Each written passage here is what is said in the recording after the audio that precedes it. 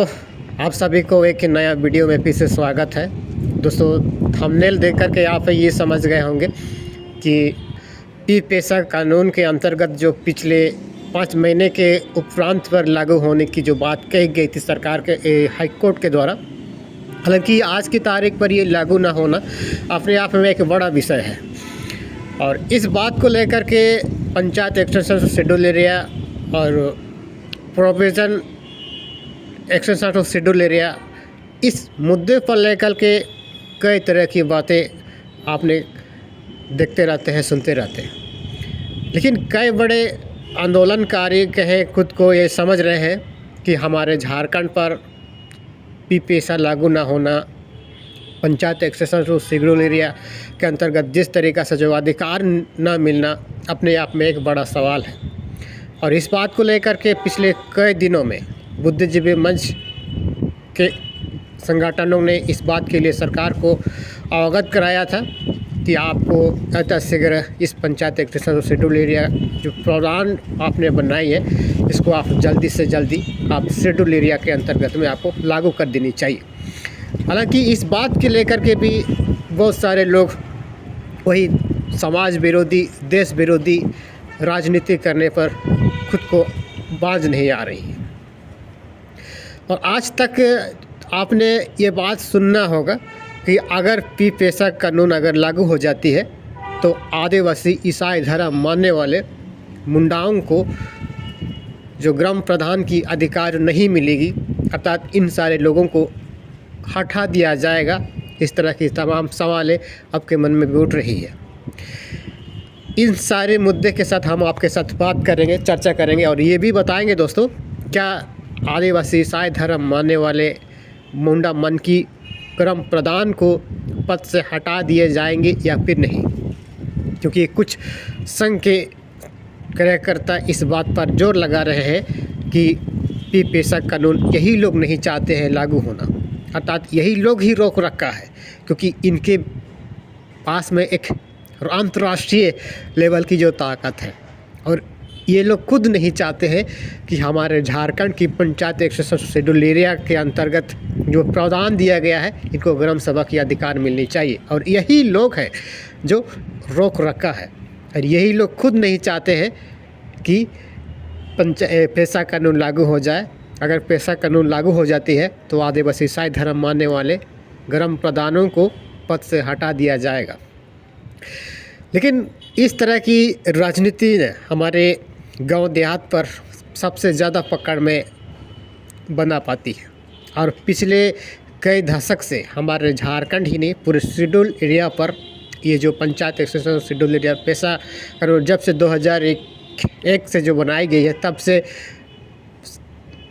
संशोधन के तौर पर 73 संशोधन के तौर पर जब से निर्धारित की गई है, तब से हमारे झारखंड पर धूल पकड़ती जा रही है। अर्थात लोग उस कानून के प्रावधानों को समझने जानने में रुचि रख रहे हैं, वरना आज से पूर्व में ये कानून जस का तस बनाई गई थी और उस पर कई संशोधन किए गए।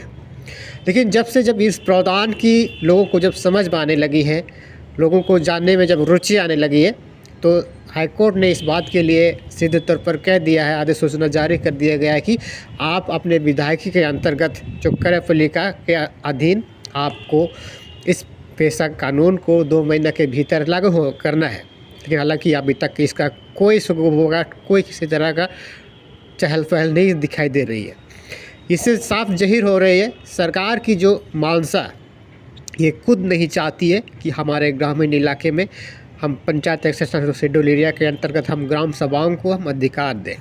क्योंकि अगर ये पेशा एक्ट पूर्ण रूप से शेड्यूल एरिया में अगर लागू हो जाती है, 12-13 जिला पर अगर लागू हो जाती है ना, हमारे ज़िला कितनी है, 24 जिला है, 13 जिलाओं पर अगर लागू हो जाती है, 14, 15, 16, 17, 18, 19, 20, 21, 22, 24, कितना, 12 जिला, 12 जिला ऐसे ही छूट मिलेगी जो पंचायत एक्सटेंशन शेड्यूल एरिया के अधीन नहीं आएंगी और बाकी 12 जिला शेड्यूल एरिया के अधीन आएगी। और भविष्य में क्या है ना, सरकार बनाने में थोड़ा सा मशक्क़त करनी पड़ेगी और सबसे बड़ी वजह यही है, इसी पर इन सबको नुक मिल रहा है।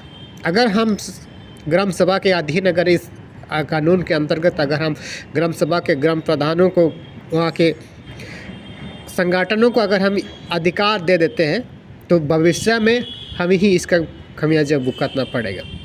क्योंकि जब प्रचार करने के लिए जब जाएंगे, चुनाव प्रचार करने के लिए जब जाएंगे, तो फिर उसके विपक्ष जो जल जंगल ज़मीन की जो लूटने वाली पार्टियां हैं, वो तो सरकार तो नहीं बना पाएगी और उस इलाके से अपना वोट बैंक बैलेंस तो ले ही नहीं पाएगी। क्योंकि ग्राम सभा अपने अधीन के अंतर्गत जितने भी जल जंगल ज़मीन को संरक्षण करने की जो भी प्रावधान अपने इलाके पर किस ढांचा से हमें विकास करनी है, जिस ढांचा से हमें अपनी गांव ग्रामीण इलाके पर सरकार की मुख्य धारा से हमारी क्रियाओं को जोड़ना है, ये वही लोग तय करेंगे। और ये जो विदाई का लोग क्या करेंगे, उस स्थान पर तो जगह नहीं मिलेगी। और इन्हीं चीज़ों से आज की तारीख पर रोक लग गई है, रोक लगा रखी है यही लोगों ने। और बाकी संगठनों ने ये आरोप लगा रहा है कि ईसाई आदिवासी लोग नहीं चाहते हैं, और यही लोग रोक लगाए हैं। इसी की बाहरी इंटरनेशनल ताकत इनके पास, इंटरनेशनल पावर है, और इन्हीं पावरों के बावजूद इन्होंने इसका इस्तेमाल कर रहे हैं। अगर ट्राइबल इलाके पर अगर 55 अनुसूचित क्षेत्र पे अगर पेशा कानून अगर लागू हो जाती है, तो आने वाला समय में जितने भी जो आदिवासी ईसाई धर्म जो मानने वाले ग्राम प्रधानों को पद मुक्त किया जाएगा, अर्थात हटाया जाएगा। मैं आपको क्लियर करना चाहता हूं, ऐसा कोई प्रावधान नहीं है पेशा के अंतर्गत कि कोई भी अलग धर्म मानने वाले लोगों को पेशा के अंतर्गत जो ग्राम प्रधान अधिकार को हटाई जाएगी, या ऐसा कोई प्रोविज़न नहीं है। क्योंकि इससे पूर्व में ही भारत के संविधान में ये बता चुका है, कह चुका है कि आपको कोई भी किसी भी धर्म को आप मान सकते हैं, इसमें कोई किसी तरह का दिक्कत नहीं है भैया। पहले ही इस बात को लेकर के खंडन कर चुका है, तो फिर पेशा लागू हो जाने से क्या दिक्कत है? कोई किसी तरह का दिक्कत नहीं होगा। और आदिवासी ईसाई धर्म मानने वालों को भी पेशा अधिकार से कोई किसी तरह का आपत्ति नहीं। आपत्ति तो उन लोगों को है जो आने वाले समय में खुद को सरकार नहीं बना पाएंगे, और यही लोग नहीं चाहते हैं। अब इन्हीं लोगों की ताकत को आपको समझना पड़ेगा। बाहरी भीतरी जो इंटरनेशनल की जो पावर है ना, यही विपक्ष पार्टियों की पावर को समझना पड़ेगा, और उस पावर को इसी जगह पर इस्तेमाल कर रहे हैं और आरोप लगा रहे हैं कि आदिवासी ईसाई धर्म मानने वालों को ग्राम प्रधान की पद से हटा दिया जाएगा। ऐसा कोई बात नहीं है दोस्तों। और इसीलिए मैं कह रहा हूँ कि अभी तक हमारे ग्रामीण इलाके पर, ट्राइबल एरिया पर, शेड्यूल एरिया पर, 55 अनुसूचित क्षेत्र पर पेशा लागू ना होना सबसे बड़ा खामियां यही है। क्योंकि सारे अधिकार, जल जंगल ज़मीन को किस तरह से संरक्षण करना है, भालू को किस तरह से सुरक्षा करना है, किस तरह से बेचना है, किस तरह से कोयला खदान को किस तरह से हमें करना है, अर्थात हमें किस तरह से अतिक्रमण करना है, किस तरह से अतिक्रमण मुक्त करना है, ये सारी जिम्मेवारी ना ग्राम सभा को दी जाएगी। कितनी बड़ी ताकत है। लेकिन आज की तारीख पर क्या हो रहा है, यही सारी ताकत को किनको मिल रहा है? विधायकों को मिल रहा है, उस क्षेत्र की जनप्रतिनिधि विधायकों को मिल रहा है, जो आपने चुन के भेजा है उनको ताकत मिल रही है। जब तक वही विधायक उस स्तर पर जब सिग्नेचर नहीं करेंगे ना, तो इस स्तर पर औद्योगिक नहीं बताई जाएगी। उस स्तर पर कोई भी स्ट्रक्चर, कोई भी काम, कोई भी बिल्डिंग, कोई भी इमारतें खड़ी नहीं की जाएगी। लेकिन उस वक्त जब हमारे पेशा जब लागू हो जाती है, तो कोई भी औद्योगिक उस स्थान पर बनाने से पूर्व पे आपको ग्राम सभा की बैठक से सहमति अनुमोदन NOC पत्र लेना होगा।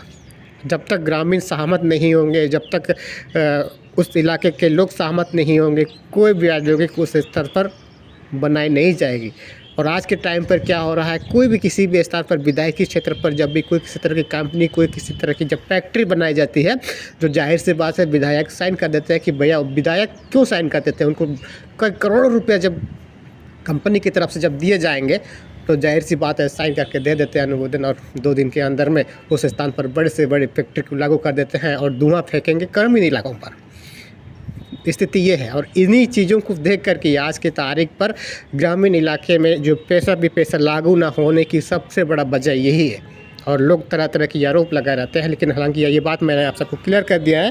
अगर हमारी दी गई जानकारी आपको थोड़ा सा अच्छा लगा है, तो इस वीडियो को थोड़ा सा शेयर कर दीजिए, क्योंकि हम इसी तरह से जुड़ी जानकारी आने वाले समय पर हम देते रहेंगे। धन्यवाद।